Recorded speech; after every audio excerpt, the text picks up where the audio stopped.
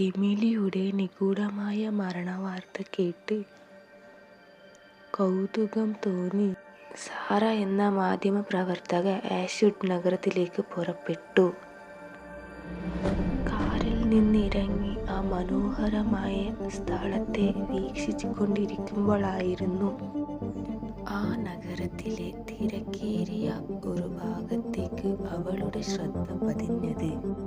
അതൊരു old cafe ആയിരുന്നു. അവൾ ആ കഫേ കയറി കൗണ്ടറിൽ നിന്നും ഒരു കോഫി ഓർഡർ ചെയ്തു. എന്നിട്ട് അവിടെ ഉണ്ടായിരുന്ന ആളുകളുമായി എമിലീസിന്റെ മരണത്തെക്കുറിച്ച് അന്വേഷിച്ചു.